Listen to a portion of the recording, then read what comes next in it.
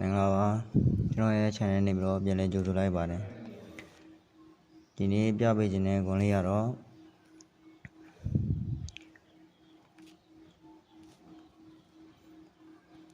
ဒီနေ့ကြိုက်တွေ့မိတဲ့ခွန်လေးကိုပြန်ပြပေးခြင်းတော့ပါ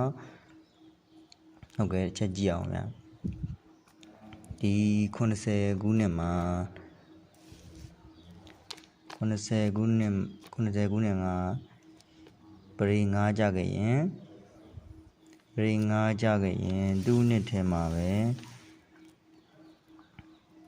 ပရိကို23ချိန်မှာပရိကိုပြီးတော့24ချိန်မှာရှေ့ပေါင်း9ဆိုပြီးတော့ပြန်ချပေးရတယ်ဗျဒီမှာ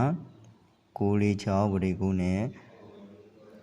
ရှေ့ပေါင်းရှင်းလုံးပေါင်းခြင်း9ဆိုပြီးတော့ပြန်ချပေးတယ်ဗျ90ခုနှစ်မှာ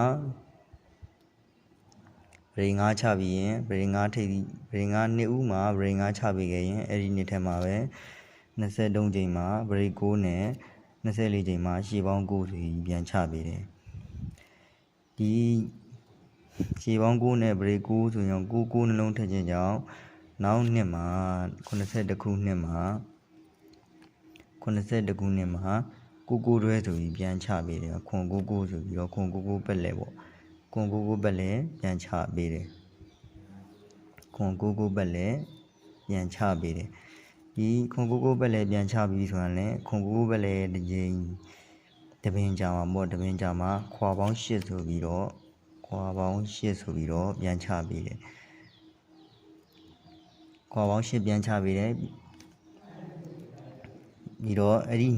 ခွာပေါင်း8လို့ပြန်ချပြီးပြီဆိုတော့ဒီ frame တိုင်းတည်ပြီဆိုတာ ਨੇ သူ့ရဲ့နောက်တစ်နေ့82ခုနှစ်မှာ6နောက်ပိတ်ကြပြီဆိုတာ ਨੇ ဒီခွန်9တွဲက89တွဲက68ခွန်စီနီယာလိုက်ပေါ့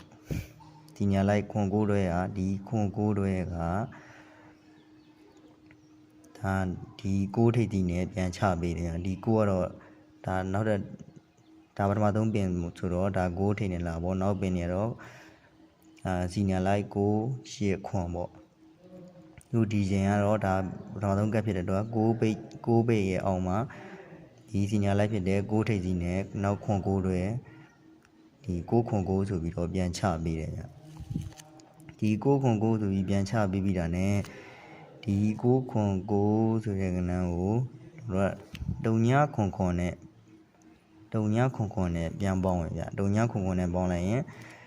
ဒီတုံညာခွန်ခွန်နဲ့ပေါင်းလိုက်တဲ့ဒီ6ခွန်9ကိုတုံညာခွန်ခွန်နဲ့ပေါင်းလိုက်တဲ့ကဏ္ဍဟာကျွန်တော်တို့အခု20ချိန်မြောက်မှာဒါထွက်ပေးရမယ်ပေါ့ဗျာ20ချိန်မြောက်မှာ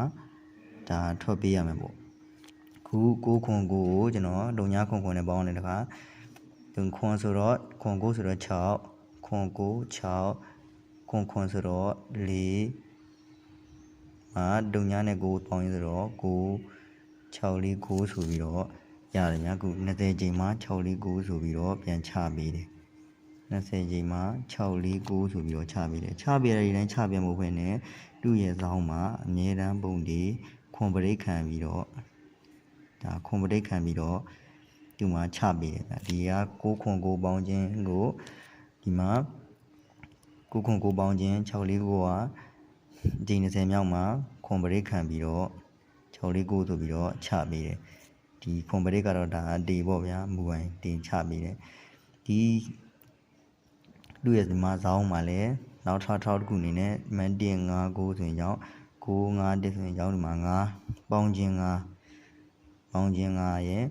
ခွန်ပရိတ်ရဲ့လူရဲ့ဇောင်းမှာ6 4 9ဆိုပြီးတော့ချပေးတယ်ဒါပထမကပ်ပေါ့ဗျာဒီဒုတိယကပ်အနေနဲ့ကျွန်တော်ဒီ96ခုနှစ်မှာဒီမှာ3တုံညာနှစ်ဆိုရင်ကြောင့်ဒီမှာ9ပိတ်ချပေးခဲ့ပြီ9ပိတ်ချပေးခဲ့ရင်2နှစ်ထမှာပဲဒီမှာ23ချိန်မှာရှင်5 6 9ပိတ်နဲ့ဒီမှာရှင်လုံးပေါင်းခြင်း9ဆိုရင်ကြောင့်ပရိ9ရှင်လုံးပေါင်း9ဆိုရင်ကြောင့်သူ့ရဲ့နောက်နှစ်မှာ9ခွန်9ဆိုပြီးတော့ဒီမှာမှတ်ချပေးခဲ့ပြီ9ခွန်9ဆိုပြီးချပေးခဲ့တယ်သူ့ရဲ့ဒီ9ခွန်ရဲ့အောက်ကကဏ္ဍမှာခြေကနီးတူပဲခွာပေါင်း8ဆိုပြီးရောချပေးတယ်ဒါထောက်လေးပေါ့ဗျာနော် 9ခွန်ရဲ့အောက်မှာခွာပေါင်း8ဆိုပြီးတော့ချပြီးတယ်ဒီခွာပေါင်း8လို့ချပြီးပြီဆိုတာနဲ့သူ့ရဲ့နောက်တစ်နှစ်မှာဒီခွန်9တွဲကဒီခွန်9တွဲကရှိရကနီတို့ပါပဲစီနီယာလိုက်ပဲစီနီယာက9ခွန်9ဆိုရင်ကြောင့်ဒီဘက်ဒီချိန်ကခွန်9တွဲကို8နဲ့တွဲမှာဆိုတော့9ခွန်ဆိုပြီးတော့ဒီမှာချပေးခဲ့တယ်ခြေတန်းချပေးတာမဟုတ်ဘဲနဲ့ဒီသူ့ရဲ့အပေါ်မှာ9ဘိတ်နဲ့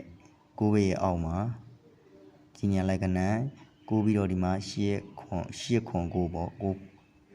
ခွန်ဆိုပြီးတော့တခါပြန်ချပေးတယ်ဒီပြန်ချပေးတဲ့ဒီကနန်းကိုကျွန်တော်တို့ကတုံညာခွန်ပေါ့ပေါင်းခြင်းတုံညာခွန်ပေါင်းမယ်ပေါ့တုံညာခွန်ဒီပေါင်းလိုက်တဲ့ကနန်းဟာဒီ20မှာချပြောင်းပေါ့မှာခွန်နဲ့ခွန်ပေါင်း4 9နဲ့ခွန်နဲ့ပေါင်း6တုံညာနဲ့8နဲ့ပေါင်း8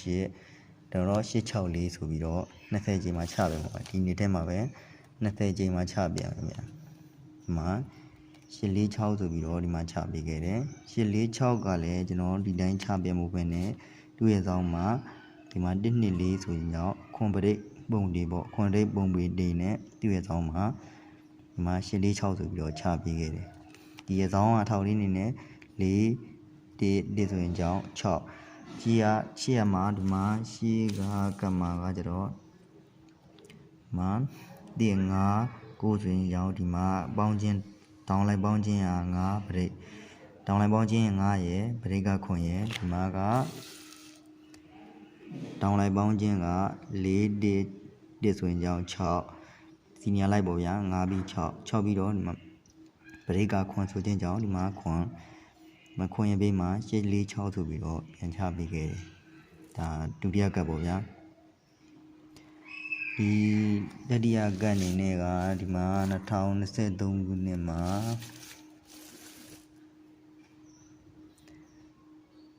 2023ခုနှစ်မှာဒီမှာတင်59ဆိုပြီးတော့ဒီမှာ5ပရိတ်ချပေးခဲ့ပြီသူရဲ့နှစ်ထဲမှာပဲဒီမှာပရိတ်ကိုခွန်5ခွန်ဆိုရင်ပရိတ်ကိုရှင်းနှလုံးပေါင်းခြင်းကို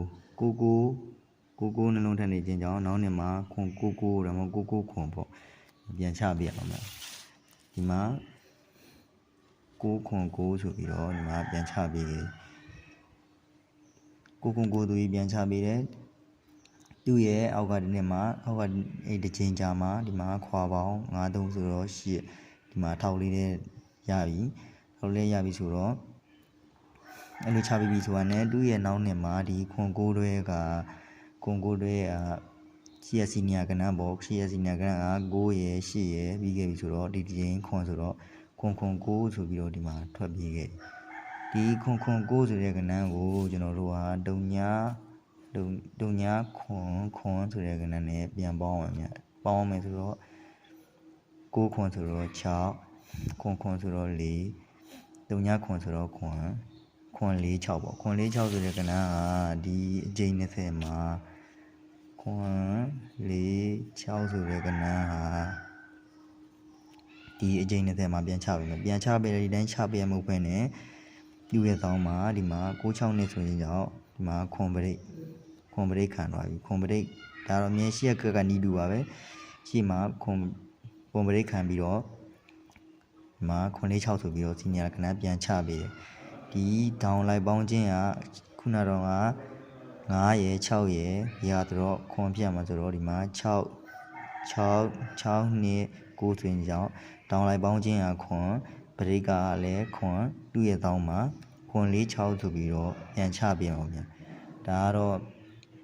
ဒါက3ကက်ရှိတာပေါ့ဗျာ3ကက်ရှိတာဒီ20ချိန်အတွက်ကဒီခွန်4 6ပေါ့ခွန်4 6ဒါကျွန်တော်ကြိုက်မိတာလေးပါမိတ်ဆွေလည်းကြိုက်တယ်ဆိုရင်တော့အသုံးပြုကြပါခင်ဗျာမကြိုက်ဘူးဆိုရင်တော့ဘယ်လိုက်လို့ရပါတယ်ကျွန်တော်ကတော့ခွန်ဘိတ်ကိုပိုးကြိုက်တယ်ဗျာခွန်ဘိတ်ပေါ့4 6ခွန်နဲ့6 4ခွန်ဆိုပြီးတော့ဒီတဲ့နှစ်ကွက်ကိုကျွန်တော်ပိုးပြီးတော့ကြိုက်ပါတယ်4 6 4ခွန်နဲ့4 6ခွန်ဒီနှစ်ကွက်ကိုပိုးပြီးတော့ကျွန်တော်ကြိုက်ပါတယ်ကျွန်တော်ဟာတော့စိတ်ချအောင်အားပြီးတော့လည်းထိုးနိုင်ပါတယ်